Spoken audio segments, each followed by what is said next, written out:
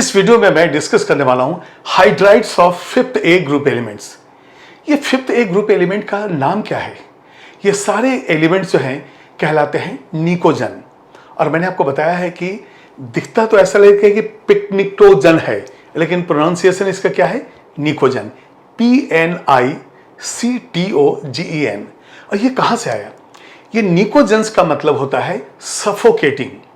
जो ट्राईहाइड्राइड्स फिफ्थ ए group elements के हैं वो काफी सफोकेटिंग गैसेज हैं। इसकी वजह से फिफ्थ ए ग्रुप एलिमेंट्स का ही नाम हो गया निकोजन। तो यहां हम देखेंगे कि हाइड्राइड्स जो है एक बाइनरी कंपाउंड होता है, और बाइनरी कंपाउंड में एक एलिमेंट के साथ जब हाइड्रोजन है तो चाहे हाइड्रोजन मेटल के साथ हो चाहे हाइड्रोजन नॉन मेटल के साथ हो, वो बाइनरी कंपाउंड कहलाता है हाइड्राइड।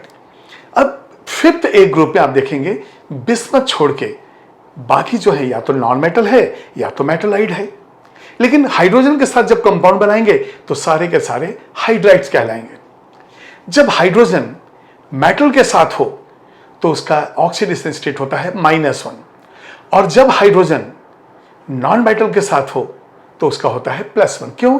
क्योंकि मेटल जो है इलेक्ट्रोपॉजिटिव होते हैं तो हाइड्रोजन के ऊपर -1, और यदि नॉन मेटल के हाइड्राइड लेते हैं तो नॉन मेटल इलेक्ट्रोनेगेटिव होता है ज्यादा, तो उसका ऑक्सीडेशन स्टेट हाइड्रोजन पे हम डालते हैं +1। तो इस तरह से हाइड्राइड्स जो हैं मेटल के भी होते हैं नॉन मेटल के भी, और इस फिफ्थ ए ग्रुप में नॉन मेटल, मेटलाइड्स, मेटल तीनों चीजें हैं। अब देखिए जनरल इलेक्ट्रॉनिक कॉन्फ़िगरेशन में NH2NP3 है। अब यहां पे 3 अनपेयर्ड इलेक्ट्रॉन है तो वैलेंसी कितनी हो गई? 3। तो यहां जब बॉन्ड बनेगा और यदि p ऑर्बिटल इन्वॉल्व होगा तो वहां पे बॉन्ड एंगल आएगा 90 डिग्री। लेकिन अमोनिया के केस में तो ऐसा नहीं है। अमोनिया के केस में तो 106 डिग्री 46 मिनट है।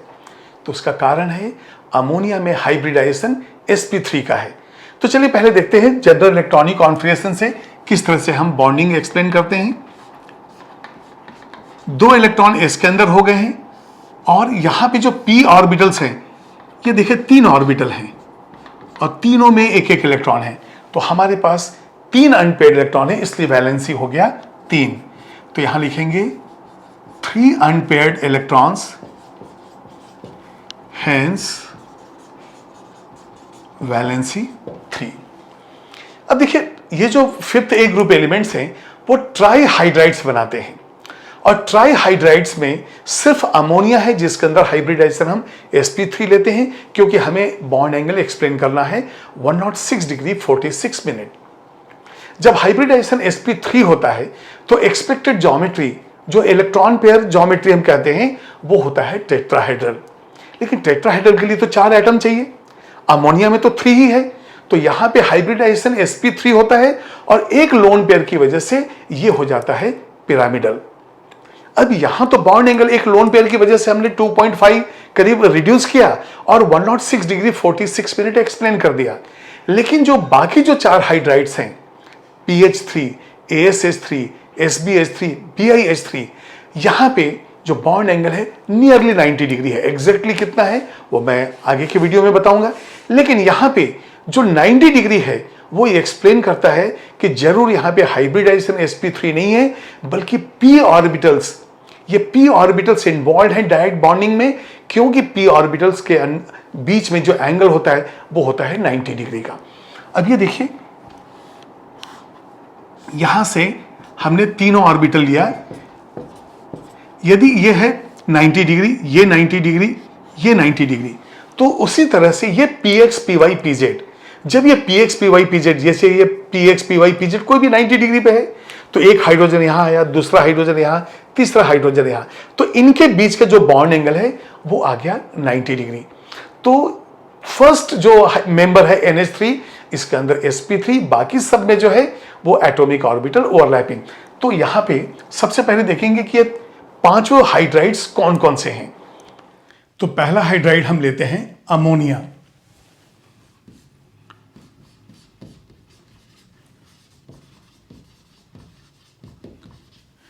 अब देखिए अमोनिया जो है इसके अंदर नाइट्रोजन है, एक नॉन मेटल है, और हाइड्रोजन जो है जब हम कंपेयर करेंगे ऑक्सीडेशन स्टेट, तो जब हाइड्रोजन नॉन मेटल के साथ होता है तो हाइड्रोजन का ऑक्सीडेशन स्टेट +1 होता है, और यदि मेटल के साथ है तो -1 होता है।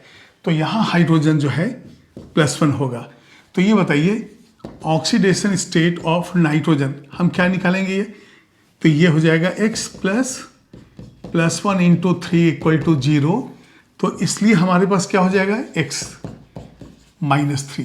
तो यहाँ पे नाइट्रोजन जो है ये आ गया -3। अब हम लेते हैं सेकेंड, ये है PH3, ये फर्स्ट वन था। PH3 ये कहलाता है फॉस्फेन, फास्फोरस भी नॉन मेटल।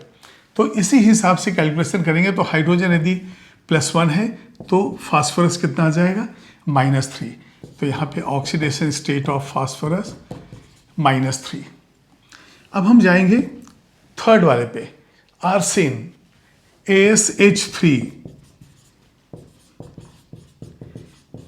यहां भी ये नॉन मेटल है और हाइड्रोजन यदि +1 है तो आर्सेनिक -3 हो जाएगा। तो यहां लिखेंगे ऑक्सीडेशन स्टेट ऑफ आर्सेनिक -3। अब इसके बाद हम लेंगे फोर्थ वन SbH3, एस्टेबिन हो गया। अब यहां पे देखिए जो इलेक्ट्रोनिगेटिविटी का डिफरेंस है वो इलेक्ट्रोनिगेटिविटी जो है हाइड्रोजन का ज़्यादा है और एंटीमनी का कम है। तो जब हाइड्रोजन का ज़्यादा है तो यहाँ पे हाइड्रोजन -1 कंसीडर होगा और फिर एंटीमनी जो है ये हो जाएगा +3। इन सब केसेस में नाइट्रोजन, फॉस्फोरस, आर्सेनिक इनका इलेक्ट्रोनिगेटिविटी जो है वो हाइड्रोजन से कहीं ज़्यादा था, इसलिए निगेटिव था। तो हाइड्रोजन का +1 लिए और यहाँ पे एंटीमनी और हाइड्रोजन में जब हम कंपेयर करते हैं तो हाइड्रोजन का इलेक्ट्रोनिगेटिविटी ज़्यादा है। तो उसकी वजह से ये 2.1 है और 2.05 जो है एंटीमनी का होता है, इसलिए जो है ये प्लस हो जाएगा और ये माइनस। तो यहाँ लिखेंगे oxidation state of antimony Sb जो है ये हो गया +3। उसी तरह से हम जाएंगे फिफ्थ वन जो है BiH3। तो एंटीमनी बिस्मथ जो है मेटल की वजह से इनका जो है ऑक्सीडेशन स्टेट प्लस में आ जाएगा और हाइड्रोजन जो है -1 जाएगा। तो ऑक्सीडेशन स्टेट ऑफ बिस्मथ ये हो गया आपका +3। तो कई जगह जो है वो मेटल, नॉन मेटल, मेटलाइट्स उसमें जब होता है तो वहाँ कई जगह एंटीमनी को Sb के साथ लेते हैं, जबकि ये Sb एंड Bi इसको हम लोग ने मेटल के जैसा लिया है। और इलेक्ट्रोनिगेटिविटी डिफरेंस भी बताता है कि Sb से हाइड्रोजन का जो इलेक्ट्रोनिगेटिविटी है वो ज़्यादा है, इसलिए -1 इसका है। तो एंटीमनी हो जाएगा पॉजिटिव। तो NH3, PH3, AsH3, SbH3, BiH3 ये जितने भी हाइड्राइड्स हैं ये काफ़ी सफोकेटिंग है और सफोकेटिंग के साथ बाकी जो है NH3 छोड़ के बाकी जो है ये पॉइजनस भी हैं। तो हम देखते हैं कि जो पॉइजनस नेचर है वो NH3 से BiH3 तक इंक्रीज होता है और पॉइजनस सफोकेटिंग होने की वजह से ही फिफ्थ ग्रुप एलिमेंट्स को हम कहते हैं निकोजेंस, PNICTOGENS। तो यहाँ पे ये जो टर्म आया इसका मतलब होता है सफोकेटिंग। अब ये जो है जितने भी गैसेस काफ़ी सफोकेटिंग है, ये बात अलग है कि अमोनिया छोड़ के सारे पॉइजनस भी हैं। तो ये जो है निकोजेंस नाम यहाँ से पड़ा है, जो ये पूरे के पूरे जो है सफोकेटिंग गैसेस है उससे।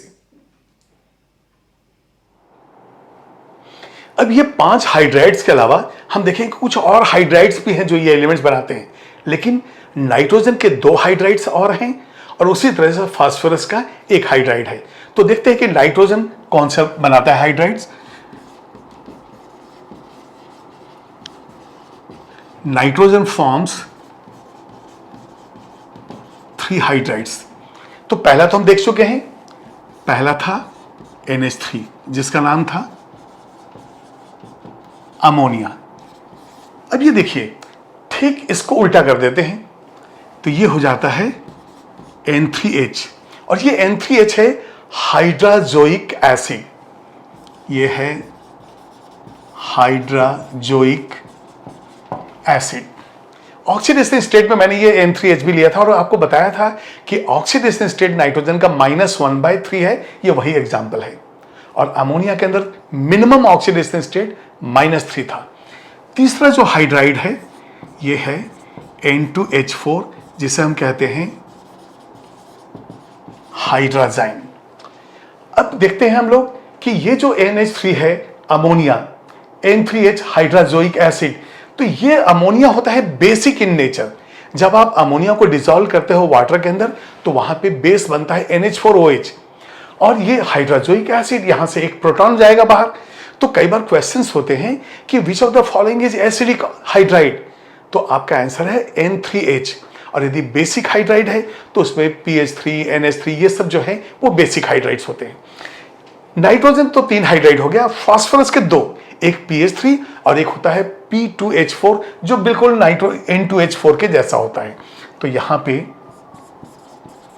ये आएगा फास्फोरस फॉर्म्स 2 हाइड्राइड्स।